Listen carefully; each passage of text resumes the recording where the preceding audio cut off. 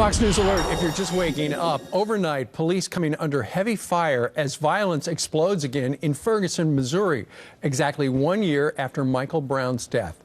So why hasn't anything changed over the past years, or has it? Joining us right now to react is radio talk show host and Fox News contributor David Webb, who was in Ferguson during the riots just a year ago. Good morning to you. Yeah, a year later to the day, August 9th, when Michael Brown was shot. The Black Lives Matter movement, let's put aside the people for a moment. There are concerned people, residents of Ferguson, other communities around America.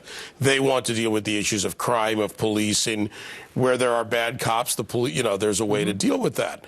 But what's happened in Ferguson, Steve, is no solutions have come to the community. I talk to the people down there still. I'll be going back there again. We have a war zone on South Florissant and West Florissant in some areas. That's what it looks like. And now you have these people that come out. Look, protest peacefully. I understand that. But they bring this out at night, which also brings out the bad element. You've got gang problems. You've got crime problems. They're not dealing with those problems. And ask the governor of Missouri, ask the so-called leaders in Ferguson, there have been some changes. What have they really done? What have they done about education, about crime? What have they done about proper community policing? Right. Apparently what happened was, it looks like at least one 18-year-old man by the name of Tyrone Harris, whose father says he was real close to Michael Brown. He apparently opened fire on 4 St. Louis County plainclothes detectives who were in an SUV. The detectives fired back. The shooter was struck. He was taken to the hospital. I think he is in stable condition at this time. What doesn't help this case, and I've checked out the social media on this, you've got Anonymous, for instance, posting something showing him lying on the ground saying no medical help. They're pushing this narrative.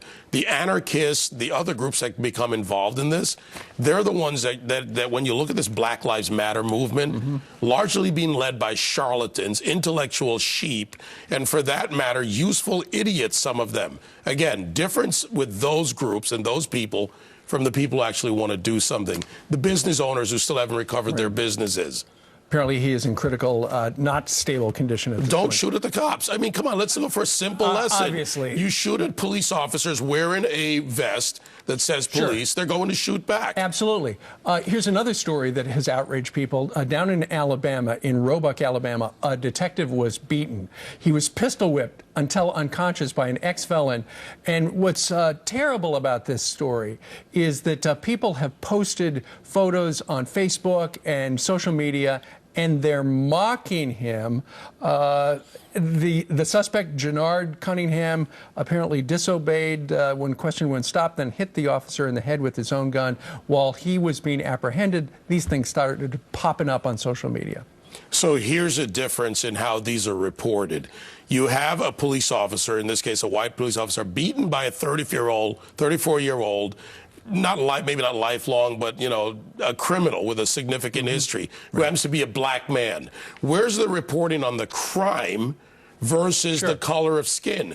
The media will report more report more on Ferguson and the Black Lives Matter movement than they will on a criminal who happens to be black beating a police officer because he's white. The president of the Fraternal Order of Police in Birmingham said he was laying there lifeless while people were standing around taking pictures. If the tables were turned and that was a suspect laying there, there would be rioting. He was absolutely right. And also contrast this with what happened with the officer who was shot recently, where a resident picked up the radio and radioed it. Unfortunately, he was killed.